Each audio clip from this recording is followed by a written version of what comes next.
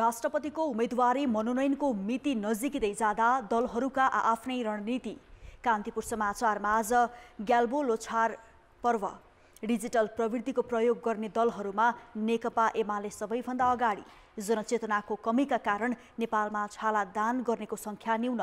स्वतन्त्र विद्यार्थी युनियनको चुनावी सरगर्मी बढ्दै। अन्तर्राष्ट्रियमा रुस युक्रेन युद्ध जारी रहँदा अमेरिका र चीनको बढ्दो सक्रियता। अनि खेलकुदमा भारत महिला T20 विश्वकपको सेमिफाइनलमा। नमस्कार, अब मुख्य समाचार। राष्ट्रपतिको उम्मेदवार बन्न एमाले अध्यक्ष ओलीले गरे एकीकृत समाजवादीका अध्यक्ष नेपाललाई प्रस्ताव। कांग्रेसमा आफै अघि सर्न सभापति देउबालाई दबाव। चैत 5 मा हुने सोभियु निर्वाचनको तयारी तीव्र। आफ्नै औचित्य साबित गर्न विद्यार्थी संगठनलाई चुनौती।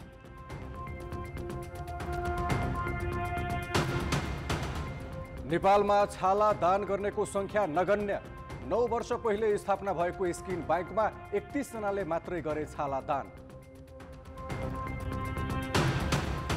अमेरिकी राष्ट्रपति बाइडेन किएभ पुग्दा चिनिया विदेश मन्त्री वाङ यी मस्कोमा। रुस युक्रेन युद्धमा दुवै देशको आफ्नै रणनीति। र नेपालले विश्व क्रिकेट लिग 2 मा आज स्कटल्यान्डसँग प्रतिस्पर्धा गर्दै घरेलु टोलीलाई ओडिआईमा इतिहास रच्ने अवसर।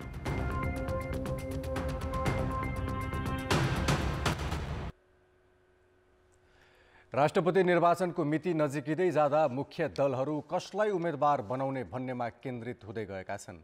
प्रधानमन्त्री तथा माओवादी केन्द्रका अध्यक्ष पुष्पकमल दाहालले राष्ट्रिय सहमति भन्दै नेपाली कांग्रेसलाई सघाउने रणनीति बनाएपछि दलहरू आफ्नै दाउमा छन्। सरकार बनाउँदा राष्ट्रपति आफूले पाउने सहमति भएको भन्दै आएको नेकपा एमाले एकीकृत समाजवादीका अध्यक्ष माधव कुमार नेपाललाई अघि सार्ने रणनीति लिएको छ। एमाले अध्यक्ष केपी शर्मा ओलीले हिजो एकीकृत समाजवादीका अध्यक्ष माधव कुमार नेपालसँग झन्डै 4 घण्टा वार्ता गरेर राष्ट्रपतिको उम्मेदवार बन्न प्रस्ताव गरेका छन्। पार्टी विभाजनपछि व्यक्तिगत रूपमै तिक्ततापूर्ण सम्बन्ध रहेको ओली र नेपाल बीचको भेटलाई अर्थपूर्ण रूपमा हेरिएको छ। हिजै प्रधानमन्त्री दाहालसँग भेटेका अध्यक्ष नेपालले भने आफ्नो नाम आउनु र टुङ्गोमा पुग्नु फरक कुरा भएको बताए। ओलीले एकीकृत समाजवादीकै अर्का नेता झलनाथ खनाललाई समेत राष्ट्रपतिको उम्मेदवार बन्न प्रस्ताव गरेका छन्।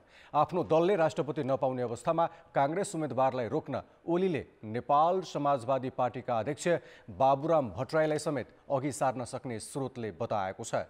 यता राष्ट्रपति आफूले पाउनुपर्ने भन्दै आएको संसदको सबैभन्दा ठूलो दल नेपाली कांग्रेसमा सभापति शेरबहादुर देउबालाई आफै अघि सर्न दबाव बढ्दै गएको छ। कांग्रेसकै नेताहरूले पार्टीले सभापति देउबालाई नै राष्ट्रपतिको उम्मेदवारमा अघि सार्न पर्ने धारणा राख्दै आएका छन्। राष्ट्रपति निर्वाचनमा मतभारका हिसाबले माओवादी केन्द्र निर्णायक देखिएको छ। नेकपा माओवादी केन्द्रले राष्ट्रपतिको निर्वाचनमा अधिकतम सहमतिको प्रयास गर्ने निर्णय गरेको छ। हिजो बसेको पदाधिकारी बैठकले दलहरूबीच सहमति नभए आवश्यक निर्णय लिने अधिकार अध्यक्ष पुष्पकमल दाहाललाई दिएको छ।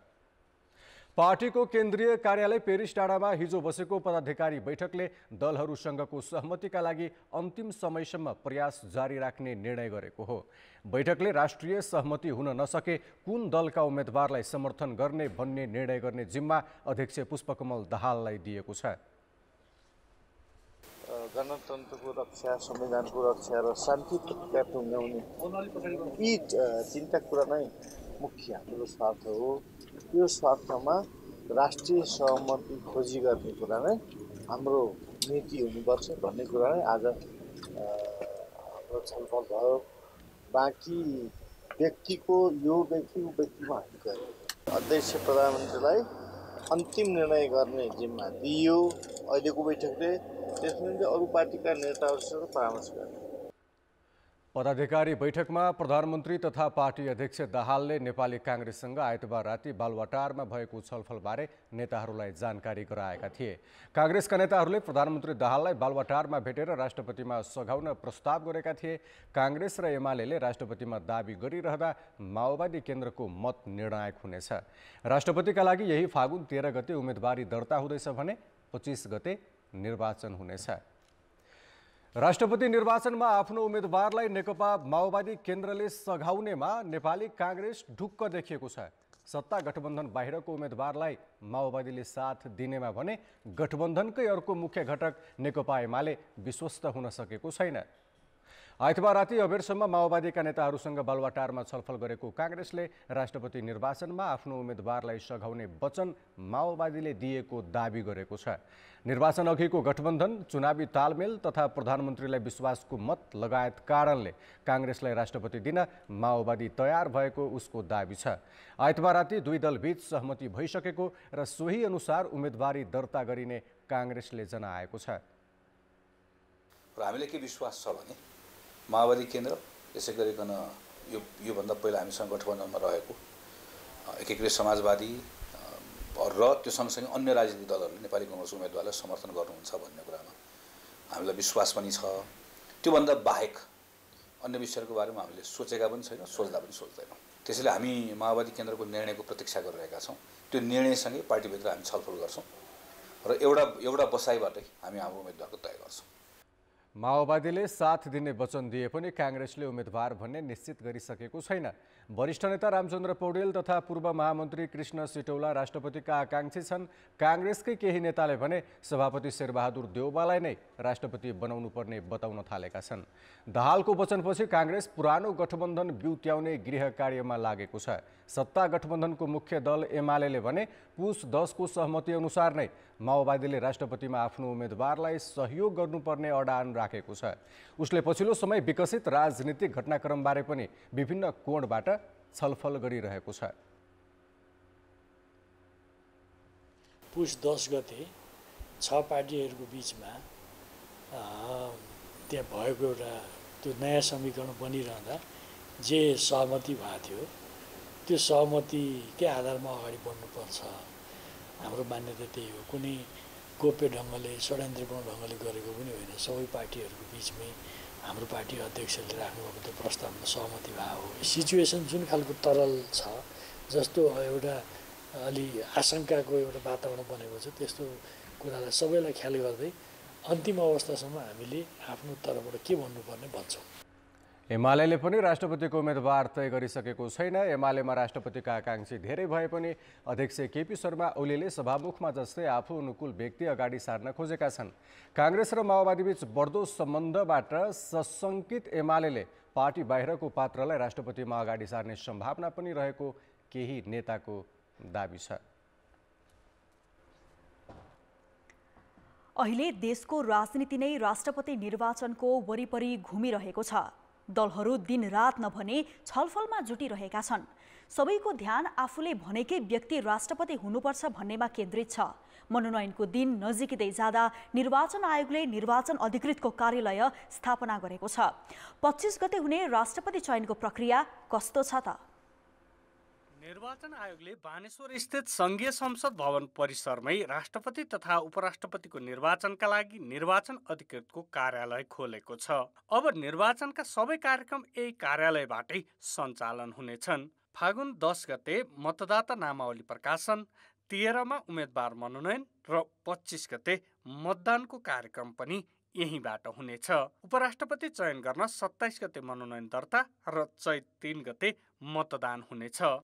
12 गते त्यसको अन्तिम नामावली मतदाता नामावली सकिन्छ, प्रकाशन हुन्छ यो निर्वाचन अधिकृतको कार्यालयमा। त्यसपछि हामी राष्ट्रपतिको उम्मेदवारको मनोनयनको चरणमा पुग्छौँ र त्यो पनि 13 गते सुरु भएर त्यसका चरणहरू 16 गते समाप्त हुन्छन् र 25 गते त्यसको चाहिँ निर्वाचन हुन्छ।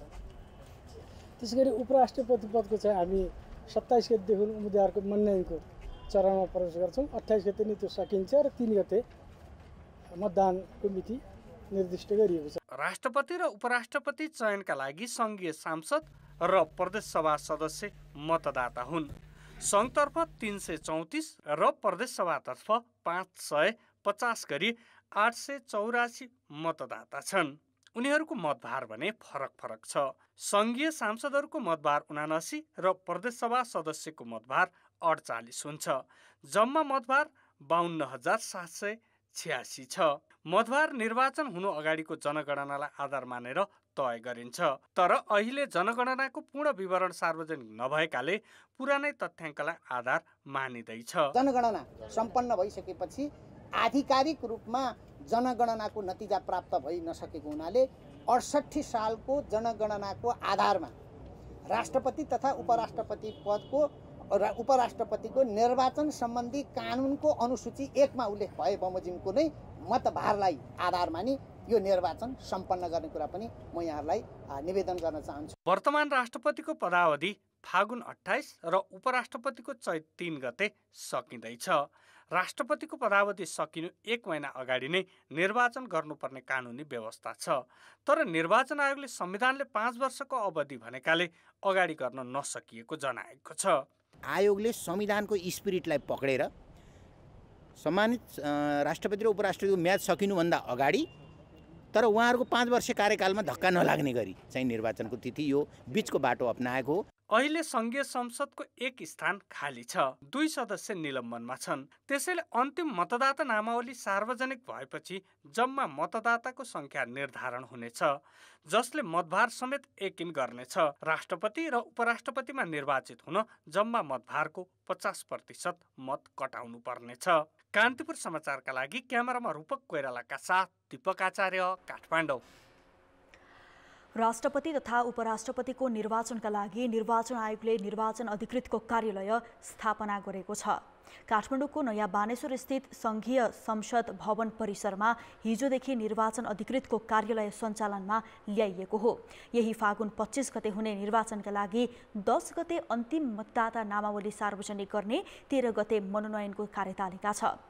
कार्यालयको उद्घाटन गर्दै प्रमुख निर्वाचन आयुक्त दिनेश थपलियाले मतदाताको मतभार भने 2068 सालकै जनगणनालाई आधार बनाइने बताएका छन्। यस्तै 25 गते संसद भवन परिसरमै 10 देखि 3 बजेसम्म मतदान हुनेछ। मतदानपछि त्यही दिन साँझ 7 बजेसम्म मत परिणाम सार्वजनिक हुने प्रमुख आयुक्त थपलियाले बताएका छन्। कुनै पनि उम्मेदवारले बहुमत नपाए 26 गते नै पुनः निर्वाचन गरिने पनि प्रमुख आयुक्त थपलियाले बताएका हुन्। समाचार अझै बाँकी छन्। स्वतन्त्र विद्यार्थी युनियनको निर्वाचन विद्यार्थी संगठनको हैसियत नाप्ने भरपर्दो माध्यम त हुँदै हो, तिनका मातृ पार्टीको लोकप्रियता नाप्ने आखी झ्याल पनि हो। दलहरूको अवस्था र लोकप्रियताको मापन हुने भएकाले सोभियु निर्वाचनलाई मिनी निर्वाचन पनि भनिन्छ। त्रिभुवन विश्वविद्यालयले चैत 5 गतेका लागि तोकेको सोभियु निर्वाचनको मिति नजिकिँदै गर्दा विद्यार्थी संगठनहरू तयारीमा लागे पनि आम विद्यार्थीको विश्वास जित्न भने सकेका छैनन्। पञ्चायत कालमा दलहरू प्रतिबन्धित हुँदा समेत दल सम्बद्ध विद्यार्थी संगठनहरू कलेजमा घोषित रूपमा नै सोभियु चुनावमा उम्रिन्थे। राजनीति र आन्दोलनको एउटा बलियो आधार थियो सोभियु चुनाव। तर लोकतन्त्र आइसकेपछि भने राजनीतिक दल र विद्यार्थी संगठनको ध्यान सोभियु चुनावमा पुग्न सकेको छैन। 2073 सालमा जम्मा 26 वटा क्याम्पसमा चुनाव गराएको त्रिभुवन विश्वविद्यालयले चैत 5 गते 62 वटा आङ्गिक र 1040 सम्बन्धन प्राप्त क्याम्पसमा एकसाथ सोभियु चुनाव गराउँदैछ। त्रिभुवनले चुनावको मिति तोकेपछि विद्यार्थी संगठनहरूले निर्वाचनको तयारी थालेका छन्।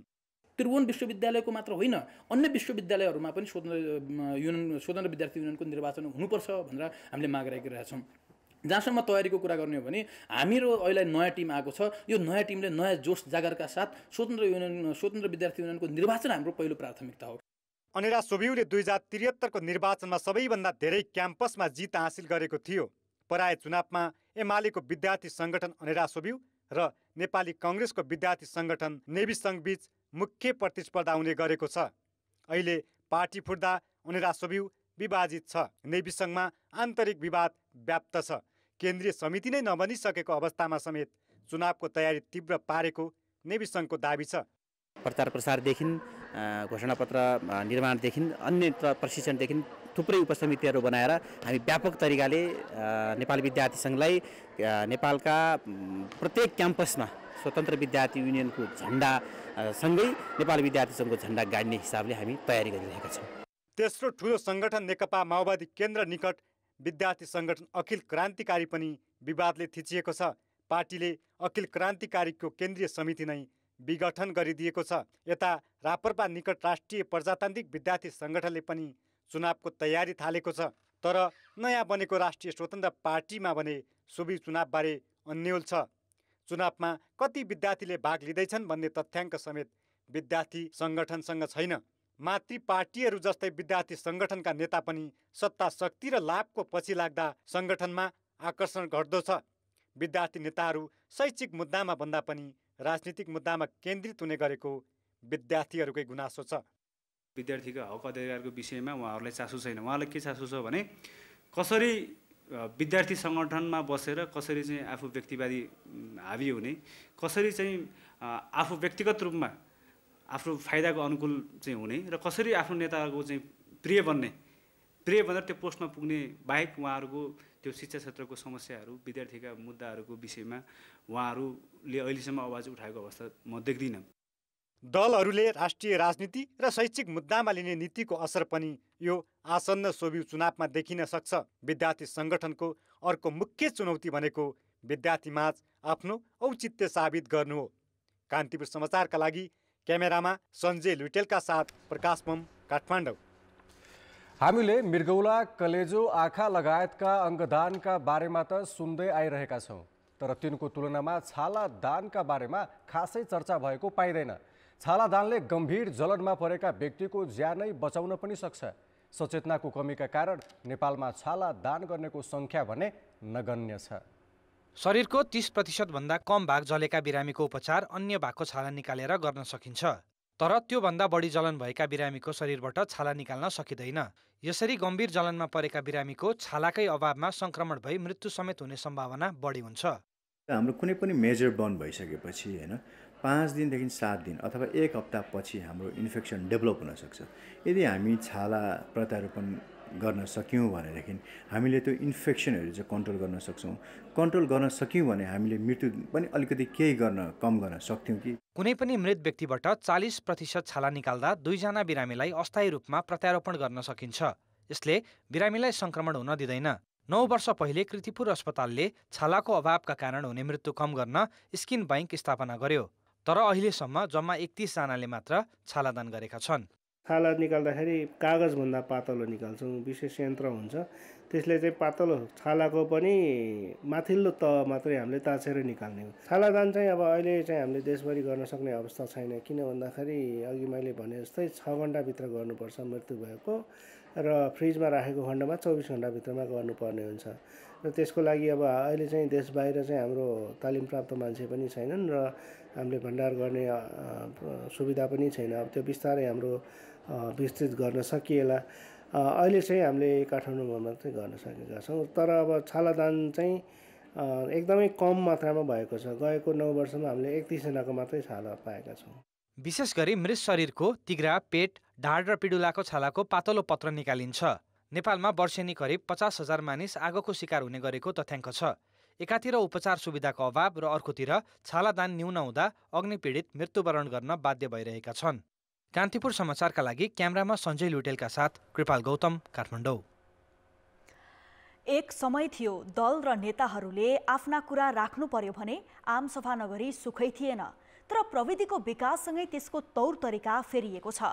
दल र नेताहरू डिजिटल प्रविधिको प्रयोग मार्फत सहज रूपमा नै एकैपटक असीमित सङ्ख्या माझ पुग्न थालेका छन्। दलहरू मध्येमा पनि एमाले यसमा सबैभन्दा अगाडि देखिएको छ। एमाले गत शुक्रबार मिसन ग्रासरुट अभियान सुरु गर्यो। साथै प्रदेशबाट एकैसाथ अभियान सुरु हुँदा एमाले अध्यक्ष केपी शर्मा ओली, महासचिव शङ्कर पोखरेल लगायत नेताहरू भने मुख्यालयको मिडिया रुममा थिए। वरिष्ठ उपाध्यक्षहरू र सचिवहरूलाई एमाले 7 प्रदेशमा प्रशिक्षण र अनुगमनको जिम्मेवारी दिएर ग्राउन्डमा खटाएको थियो। उनीहरू एक एक गर्दै मिडिया रुममा राखिएको मोनिटरहरूमा 7 प्रदेशबाट जोडिए र अध्यक्ष ओलीले सम्बोधन गर्दै अभियानको शुभारम्भ गरे। प्रदेश नम्बर 2 मा सुनिएको छ अहिलेको टार्गेट मिसन 50 ओभर हो र यस अहिलेको हाम्रो मिसन ग्रासरुट छ, यसले त्यो कुरा पुरा गर्नुपर्छ। एमाले यस्तो अभ्यास पहिलो पटक गरेको होइन। प्रविधिको तीव्र विकास र विस्तारसँगै एमाले आफूलाई प्रविधि मैत्री पार्टी बनाउँदै लगेको छ। व्यक्तिको सशरीर पुग्ने भन्दा पनि व्यक्तिको विचार पुर्याउने हो, आफ्नो विचार सबैलाई एकैचोटि सुनाउने हो। त्यो भइसकेपछि त्यो भर्चुअल्ली गर्दा, त्यो डिजिटाइजेसनले गर्दा एकैचोटि सुन्ने मौका पायो नि।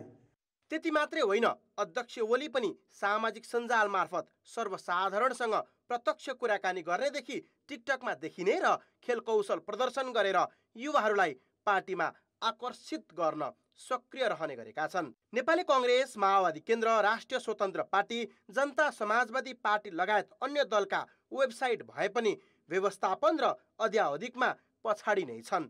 बरु अध्यक्षहरू भने सामाजिक सञ्जालमा सक्रिय छन्। माओवादी अध्यक्ष एवं प्रधानमन्त्री पुष्पकमल दाहालको पनि व्यक्तिगत वेबसाइट अध्यावधिक भइरहेको हुन्छ। तर वेबसाइटमा यी दलका गतिविधिको जानकारी सहज रूपमा पाउन भने मुस्किल छ। पार्टी अफिसमा हाम्रो कुनै आइटीको अलग विङ अथवा अलग चाहिँ त उनी छैन है। अब त्यही भित्र बसेका काम गरिरहेका साथीहरूले जसले गर्नु सक्यो गरिरहेका छन्। यतातिर हाम्रो अलिक कमजोरी छ, यसलाई हामी करेक्सन गर्छौँ। जमाना डिजिटल प्रविधिको छ। यसको जति बढी प्रयोग भयो उति नै बढी सङ्ख्यामाझ पुग्ने र अन्तर्क्रिया हुने हुन्छ। एमाले आफूलाई डिजिटल प्रविधिमा अभ्यस्त बनाउँदै अन्य दलभन्दा व्यवस्थित र सक्रिय देखाइरहेको छ, जसले अन्य दलहरूलाई पनि प्रविधि मैत्री बन्न घचघच्याएको छ। कान्तिपुर समाचारका लागि क्यामेरामा रूपक कोइरालाका साथमा विकास आचार्य, काठमाडौँ। उच्च शिक्षा अध्ययनका लागि विदेशी नै विद्यार्थीको संख्या केही वर्ष यता लगातार बढ्दै गएको छ। चालु आर्थिक वर्षको 6 महिनामै 35 अर्ब 36 करोड रुपैयाँ उच्च शिक्षाका नाममा बाहिरिसकेको छ। मेधावी विद्यार्थी विदेशी नै क्रम बढ्न थालेपछि सरकारले त्यसलाई रोक्न विदेशी शैक्षिक संस्था वा परामर्शदाताका नाममा हुने शैक्षिक मेला गर्न रोक लगाएको छ। सन् 2022मा 1,21,000 विद्यार्थीले विदेशमा अध्ययनका लागि अनुमति लिए। रोजगारमूलक र गुणस्तरीय शिक्षाको खोजीमा विदेशी नै विद्यार्थीको सङ्ख्या वर्षेनी बढ्दो छ। यसलाई निरुत्साहित गर्ने उद्देश्यले शिक्षा मन्त्रालयले स्वदेशी तथा विदेशी शिक्षण संस्थाले गर्ने शैक्षिक मेलामा रोक लगाएको हो। शैक्षिक मेला अथवा प्रदर्शनी गर्दा शिक्षा मन्त्रालयको अनुमति लिनुपर्छ, पूर्व स्वीकृति लिएर मात्रै गर्नुपर्छ। अहिले चाहिँ तत्काललाई त्यस्तो भेलाहरू नगर्ने भनेर मन्त्रालयले चाहिँ सूचना जारी गरेको छ। त्यसकारणले त्यस्तो शैक्षिक मेला अथवा चाहिँ प्रदर्शनीहरू नगर्ने भनेर चाहिँ अहिले रोक्का भएको अवस्था हो। परामर्शदाता संस्थाहरू भने शैक्षिक मेला रोक्दैमा विद्यार्थीलाई विदेश जानबाट रोक्न नसक्ने उल्लेख गर्दै परामर्श बिना जाँदा झन् समस्या पर्न सक्ने बताउँछन्। सरकारसँग पूर्व स्वीकृत नलिकन गर्नु गलत भए पनि अनुमति लिएर मेला गर्न पाउनुपर्ने उनीहरूको जिकिर छ। नेपालबाट विदेश विद्यार्थी धेरै गए अनि कतै यस्तै मेलाहरू रोक्यौँ, यस्ता शैक्षिक परामर्शदाताहरूलाई स्वीकृति नदिने, उहाँहरूलाई नियमन नगर्ने या उहाँहरूलाई नवीकरण नगरिदिने, यी विभिन्न कुराहरूका कारणले गर्दा चाहिँ विदेश जाने कुरामा कमी आउँछ कि भन्ने उहाँहरूलाई लागेको कारणले पनि मेला हुन नदिएको हो कि भन्ने हामीलाई लाग्छ। होइन भने ढोका थुनेर यो सबैलाई रोक्न सकिन्छ भन्ने कुरा त हामी जायज देख्दैनौँ। नेपालबाट विदेशमा पढ्न गयो भनेर रोक्नु हुँदैन, किनभने पढ्न पाउने मौलिक अधिकार हनन गर्नु हुँदैन र नेपालका जति पनि अभिभावक र विद्यार्थीहरू अन्तर्राष्ट्रिय मापदण्डमा आधारित भएको शिक्षा प्रणालीको बारेमा आफूलाई विश्व बजारसँग प्रतिस्पर्धीको लागि त्यहाँ जान खोजेका हुन् र हामी ब्रेन डेन मात्रै होइन ब्रेन गेन पनि गर्छौँ। विदेशका विद्यार्थीहरू नेपालमा पढ्न लिएर आएर नेपाललाई चाहिँ शैक्षिक गन्तव्यको रूपमा एजुकेसन हबको रूपमा स्थापित गरौँ। विज्ञहरू भने सरकारले अध्ययनका लागि विदेशी नै विद्यार्थीलाई निरुत्साहित गर्न शैक्षिक मेला रोक्ने भन्दा पनि स्वदेशमै स्तरीय र रोजगारमूलक शिक्षामा जोड दिनुपर्ने सुझाव दिन्छन्।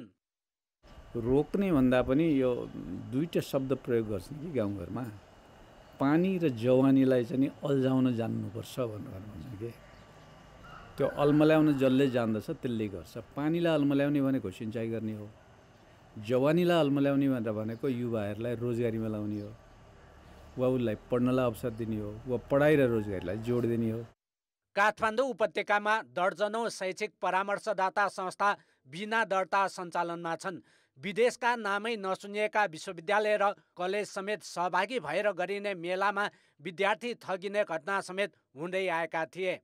त्यसैले यस्ता संस्थालाई नियमन गर्दै कानुनी दायरामा ल्याउने चुनौती समेत शिक्षा मन्त्रालयलाई छ। कान्तिपुर समाचारका लागि क्यामेरामा विनोद कोजुका साथ नारायण किलम्बु, काठमाडौँ।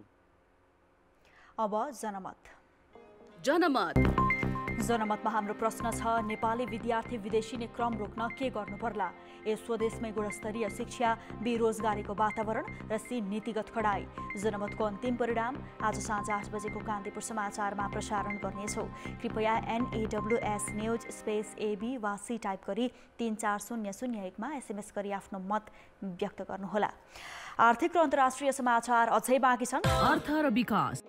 शेयर निष्कासन गर्न लागेका कम्पनीले वैदेशिक रोजगारीमा गएकाहरूका लागि अनिवार्य रूपमा 10% शेयर जारी गर्नुपर्ने व्यवस्था सरकारले गरेको छ। विदेशी मुद्रा सञ्चित खस्कनबाट रोक्न र उनीहरूका लगानी उत्पादनमूलक क्षेत्रमा होस् भन्ने यसको उद्देश्य हो। तर जानकारीको अभाव र प्रक्रियागत जटिलताका कारण यस्तो शेयर खरिदमा आकर्षण बढ्न सकेको छैन।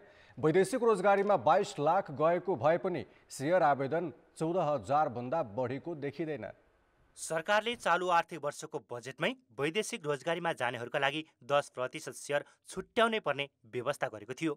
सोही अनुसार गत मङ्सिर यता 11वटा कम्पनीले शेयर निष्कासन गरिसकेका छन्। तर यस्ता शेयर खरिदमा वैदेशिक रोजगारीमा जानेहरूको सहभागिता न्यून देखिएको छ। गत माघ 16 मा आत्मनिर्भर लघुवित्त संस्थाले 20,338 किता जारी गरेकोमा 11,722 जनाले मात्रै शेयर खरिदका लागि आवेदन दिएका छन्, जबकि वैदेशिक रोजगारीमा गएकाहरूको सङ्ख्या 22 लाख छ।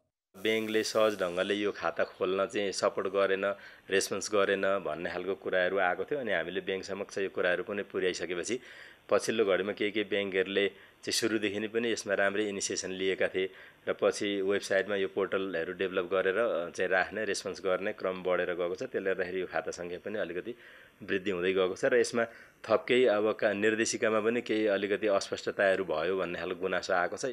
तर यसका लागि अनेकौं प्रक्रियागत झन्झट छन्। रेमिट खाता खोल्दा श्रम स्वीकृति लिएको र त्यसको नवीकरण पनि भएको हुनुपर्ने जस्ता व्यवस्था छन्। तर कामदारले विभिन्न बाध्यतावश नवीकरण गरेका हुँदैनन्।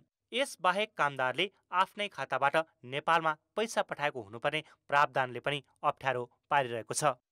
बासको कर्मचारीहरूलाई यो चाहिँ सेयर किन्नलाई चाहिँ मद्दत भने क्लास लिनुपर्ने, जस्तो फिलिपिन्सको, श्रीलङ्काको के छ शुक्रबार शनिबार त्यो छुट्टीको दिनमा चाहिँ एम्बेसीमा बोलाएर देशको परिस्थितिको बारेमा छलफल अनि केमा लगानी गर्दा देशलाई फाइदा हुन्छ, देशले भन्दा पहिला तपाईँलाई फाइदा हुनु पर्यो अनि देशलाई फाइदा हुने भनेर त्यहाँ सिकाइन्छ। त्यहाँ चाहिँ त्यो हाम्रो एम्बेसीले गर्दैन। हाम्रो एम्बेसीले त पासपोर्ट रिन्यू मात्रै गर्ने हो। वैदेशिक रोजगारीमा जानेहरूलाई विदेश जानु अघि दिने अभिमुखीकरण तालिममा यस्ता विषयमा जानकारी नदिँदा पनि आकर्षण बन्न नसकेको हो। बजेटमै घोषणा गरेर पनि प्रचार प्रसारमा सरकारले चासो दिएको छैन। विदेशमा रहेका र फर्किएकाहरू पनि यसबारे बेखबर छन्। कुनै पनि जानकारी आएको छैन अहिलेसम्म। आफ्नो पेसा व्यवसाय गरेर खाइरहेछु, कमाइरहेछु, अरू केही होइन, थाहै छैन। वैदेशिक रोजगारीमा गएकाहरूको अधिकांश रकम उपभोग, घर जग्गा जस्ता अनुत्पादक क्षेत्रमा खर्च भइरहेको छ। यस्तोमा उनीहरूको रकम उत्पादनमूलक क्षेत्रमा लगाउने सरकारी उद्देश्य छ, तर योजनाको प्रभावकारी कार्यान्वयन भएको छैन। यसअघि पनि वैदेशिक रोजगार बचतपत्र निकै कम मात्र बिक्री भएका थिए। कान्तिपुर समाचारका लागि क्यामेरामा विकास जोशीका साथ सुधिल पोखरेल, काठमाडौँ। अब जनताको आवाज। हामीले 7 प्रदेशमा सोधेका छौँ, वैदेशिक रोजगारीबाट फर्किएकाहरूलाई स्वदेशमै काम गर्ने वातावरण बनाउन के गर्नु पर्ला?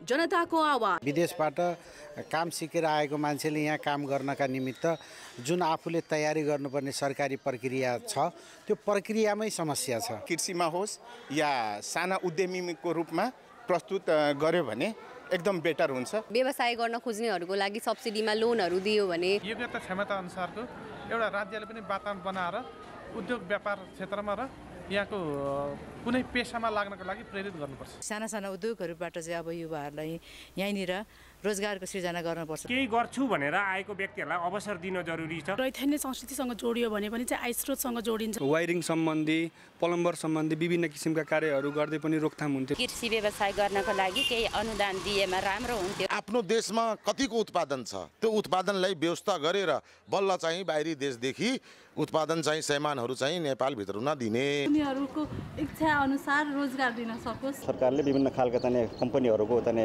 सञ्चालन गर्नुपर्छ। सुन चाँदी व्यवसाय सम्बन्धी तालिम दिने सरकारले नै यही गरिदियो भने राम्रो हुन्छ। कल कारखानाहरू स्थापना गर्नको निम्ति आर्थिक सहयोग अथवा लोनको व्यवस्था गर्न पर्यो। उहाँहरूले सिकेको सिपको आधारमा नेपालमा चाहिँ उद्योग धन्दा स्थापना गर्ने हो भने कृषिलाई प्राथमिकता दिनु पर्यो। स्वदेशमै चाहिँ श्रममा लगाउन सक्ने खालको उद्योग धन्दाहरू सञ्चालन गर्न पर्यो।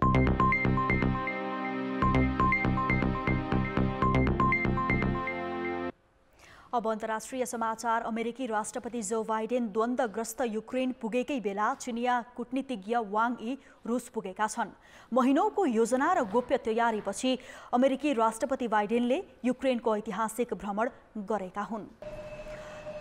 यस युद्धको वर्षगाँठमा बाइडेनले रुसी आक्रमणका बावजुद किएभ खडा भएको र लोकतन्त्र पनि अविच्छिन्न रहेको बताएका छन्। यो भ्रमण सांकेतिक मात्र नभएर जारी युद्ध क्षेत्रमा उल्लेखनीय अमेरिकी सैन्य बन्दोबस्ती बिना बाइडेन युक्रेन पुगेका छन्।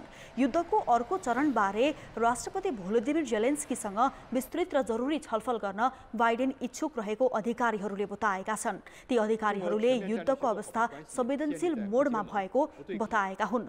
अमेरिकाले युक्रेनलाई निरन्तर सहयोग गर्ने र युद्धले युक्रेन बाहिर पनि सरोकार रहेको भनिएको छ। युरोपको लोकतन्त्र, स्वतन्त्रता र बृहत स्वतन्त्रता र लोकतन्त्रको मुद्दा भएको बाइडेनले भनेका छन्। उता चिनिया वरिष्ठ कूटनीतिज्ञ याङ यी रुस पुगेका छन्। चीनको युक्रेन युद्धमा सन्तुलित कूटनीतिको प्रयास हो भन्ने ठानिएको छ। दुई महाशक्ति देशहरूको भूराजनीतिको फल्ट लाइन भएको प्रति विश्लेषण गरिएको छ। चीनको रुससँगको घनिष्ठताले पश्चिमा देशहरूसँग सशङ्कित भएका छन्। वाङ यीले भने चीनको शान्तिप्रति प्रतिबद्धता रहेको र युरोप र अमेरिकासँग सुमधुर मित्रता चाहेको बताएका हुन्। उनले बेजिङले युक्रेन युद्धको प्रस्तावित राजनीतिक समाधानको योजना घोषणा गरेका छन्, तर पश्चिमा देशहरूले त्यस प्रस्तावित शान्ति योजनाबारे आशंका व्यक्त गरेका छन्। अमेरिकी विदेश मन्त्री एन्टोनी ब्लिङ्केनले रुसलाई युक्रेन युद्धको लागि चिनिया भौतिक सहयोग भएमा दुष्परिणाम भोग्नुपर्ने बताएका हुन्। समाचार अझै बाँकी छन्। खेलकुद समाचार प्रायोजक लक्ष्मी स्टील, नेपालमै guaranteed number 1 quality. Dish home 518, एक सही कनेक्सन। नमस्कार, कान्तिपुर खेलकुद समाचारमा स्वागत छ। नेपालले आइसिसी विश्व क्रिकेट लिग 2 सिरिजमा आज स्कटल्यान्डसँग प्रतिस्पर्धा गर्दैछ। जारी सिरिजमा नेपाल अपराजित छ। कीर्तिपुर स्थित टियु मैदानमा खेल बिहान 9 बजे सुरु हुनेछ। स्कटल्यान्डको लिग 2 सिरिजमा यो अन्तिम खेल हो। नेपाल लगातार चौथो जित हात पार्दै घरेलु मैदानमा 100% नतिजा निकाल्ने लक्ष्यमा छ। यसअघि पहिलो खेलमा नेपालले स्कटल्यान्डलाई 3 विकेटले पराजित गरेको थियो। नामिबिया विरुद्ध पनि दुवै खेलमा नेपालले जित हात पारेपछि शीर्ष 3 मा रहने सम्भावना पनि बढेको छ। यदि आज हार टारे नेपाल लिग 2 सिरिजमा घरेलु मैदानमा 4 खेल जित्ने पहिलो टोली बन्नेछ। स्कटल्यान्डलाई लिग 2 को पुरै सिरिजमा कुनै पनि टिमले लगातार 2 खेलमा हराउन सकेको छैन। उच्च फर्ममा रहेको नेपाल सोही लयलाई कायम राख्न चाहन्छ। कप्तान रोहित पौडेलले उच्च लयलाई निरन्तरता दिने बताएका छन्। अघिल्ला खेलमा गरेको प्रदर्शनले 280 माथि रनको लक्ष्य पनि पूरा गर्न सक्छौं भन्ने आत्मविश्वास ब्याटरमा रहेको उनको भनाइ छ। हिजो नामिबिया स्कटल्यान्डसँग पराजित भएपछि त्यसको फाइदा पनि नेपाललाई पुगेको छ। लिग 2 च्याम्पियन स्कटल्यान्ड अन्तिम खेल जित्दै ट्रफी उचाल्न चाहन्छ। स्कटल्यान्डलाई लिग 2 को ट्रफी पनि आजै प्रदान गरिनेछ। कप्तान रिची बेरिङटनले 3 खेल जितेर मनोबल उच्च बनाएको नेपाललाई हराउन सहज नहुने बताए। नेपाल 27 खेलबाट 24 अङ्क जोड्दै तालिकाको 6औं स्थानमा छ। लिग 2 का बाँकी 9 मध्ये 6 मा जित हात पारे नेपालको ओडिआईले निरन्तरता पाउनेछ। नेपाली राष्ट्रिय महिला फुटबल टिम विश्व वरियताको 103औं स्थानमा छ। एसियाली मुलुक मध्ये नेपाल 21औं स्थानमा छ। नेपालको वरियता फाटाफुट्टा सहभागिता जनाउने अन्तर्राष्ट्रिय प्रतियोगितामै निर्भर छ। महिलालाई एन्फाले पुरुष खेलाडी सरह नै पारिश्रमिक त दिन्छ, तर पर्याप्त प्रतियोगिता खेल्न भने महिला टोलीले पाएको छैन। त्यति मात्र होइन, महिला फुटबलका जारी प्रतियोगिता बिचैमा रोकिँदा समेत कसैलाई वास्ता हुँदैन। नेपालले यसै साता विश्व वरियताको 61औं स्थानमा रहेको भारतको निमन्त्रणा स्वीकार्दै 2 महत्त्वपूर्ण खेल खेलेर फर्कियो। नियमित लिग र घरेलु संरचनामा दक्षिण एसियाकै अब्बल भारत विरुद्ध नेपालले दुवै खेल बराबरी खेल्यो। गत साफ च्याम्पियनसिपमा नेपालले भारत विरुद्ध 1-0 गोलको ऐतिहासिक जित दर्ता गरेको थियो। मैत्रीपूर्णमा नेपाललाई अर्को इतिहास बनाउने अवसर थियो, तर पर्याप्त अभ्यास र नियमित खेलको अभाव बेहोर्नु पर्यो। र आउँदो दिनमा यस्तै फ्रेन्डली म्याचहरू अझै खेलाउँदै लिगहरूलाई पनि अलिक व्यवस्थित गर्न सक्यौँ भने चाहिँ नेपाली महिला फुटबल टिमको भविष्य चाहिँ म एकदमै राम्रो देख्छु। किनभने अब हामीलाई त जति धेरै खेल्यो त्यति धेरै नै एक्सपिरियन्स हुने हो हैन, त्यही भएर एकदमै धेरै जरुरी छ कि घरेलु अब गेमहरू गराउन चाहिँ एकदमै जरुरी नै देखेको छु। इन्फा अहिले 37 ए डिभिजन लिगको तयारीमा व्यस्त छ, तर महिलाको राष्ट्रिय लिगको दोस्रो चरणको अत्तो-पत्तो छैन। गत वर्ष चैत 10 देखि 30 गतेसम्म चितवनको भरतपुरमा राष्ट्रिय लिगको पहिलो चरण भएको थियो। राष्ट्रिय लिगमा मात्र होइन, महिला फुटबलका अन्य प्रतियोगिता पनि निश्चित छैनन्। महिला लिगलाई कसरी सम्पन्न गर्ने, अब यो हिजो स्थगन भएकोलाई यतिकै स्थगन गर्ने कि अब त्यसलाई कन्टिन्यू गर्ने वा नयाँ तरिकाले जाने भन्ने विषय चाहिँ अब एन्फा कार्य समितिले एउटा निर्णय पुग्नुपर्ने अवस्था देखिन्छ। अभियसली भन्नुपर्दाखेरि अब महिला फुटबलको टुर्नामेन्ट एक कमै हुन्छ। नेपालमै हेर्ने हो भने समग्र पुरुष फुटबलको तुलनामा हामी चाहिँ 0 समथिङमा छौँ हाम्रो लिग। त्यस्तो पर्सेन्टेजमा छ भने हामीले चाहिँ एउटा फ्रेन्डली म्याच खेल्नको लागि पनि 2 वर्ष कुर्नुपर्ने, 1 वर्ष कुर्नुपर्ने, यो भनेको एकदमै पीडादायी हो। विश्व फुटबलको सर्वोच्च निकाय फिफाले विश्वकप 2023मा 8 टोली थप्दै 32 टिम सहभागी गराउनेछ। योजना बनाउने हो भने आगामी 10 वर्षमा विश्वकपमा छनौट हुन सकिने पर्याप्त आधार छन्। गेमहरू भइरहेको छ, ट्रेनिङ त गरिहाल्छौँ, तर ट्रेनिङ गरेपछि म्याचहरू झन् भइदियो भने झन् हाम्रो सजिलो हुन्छ, राम्रो हुन्छ। हाम्रो जुन पोटेन्सियल हो त्यो हामीले चाहिँ बाहिर एक्सपोज गर्न पाउँछौँ जस्तो लाग्छ मलाई। फ्रेन्डली म्याच चाहिँ धेरैवटा अब जस्तै हाम्रो एसियन ओलम्पिक क्वालिफाई हुन्छ, त्यसको अगाडि चाहिँ हामीले फ्रेन्डली म्याच अरू पनि गराउनुपर्छ भन्ने चाहन्छु म चाहिँ। सम्भावना धेरै राम्रो छ, त्यस कारणले गर्दा महिला प्रतियोगिताहरू खास गरी उमेर समूहको र चाहिँ यो महिला लिगलाई चाहिँ हामीले आगामी दिनमा अलिकति प्राथमिकतामै राखेर अगाडि बढाउँछौँ। दक्षिण एसियामा भारतपछि नेपाल अब्बल मानिन्छ। घरेलु संरचनामा व्यापक सुधार गरेको बङ्गलादेश पनि अब अगाडि आइसकेको छ। तर महिला फुटबलको घरेलु संरचना कमजोर रहेकै कारण नेपालले साफ च्याम्पियनसिपसम्म जित्न सकेको छैन। नेपाली टिम अब एसियाली खेलकुद र ओलम्पिक छनौटको तयारीमा हुनेछ। तर विडम्बना यो बीचमा नेपालको अन्तर्राष्ट्रिय सहभागिता र घरेलु प्रतियोगिताको तालिका शून्य छ। कान्तिपुर समाचारका लागि राजेन्द्र महर्जन र हेम प्रसाईका साथ रेवन दाहालको रिपोर्ट। खेलकुद समाचार अहिलेलाई यति नै। कान्तिपुर समाचार अहिलेलाई सकियो। कान्तिपुर टेलिभिजन हेर्दै गर्नुहोला। नमस्ते।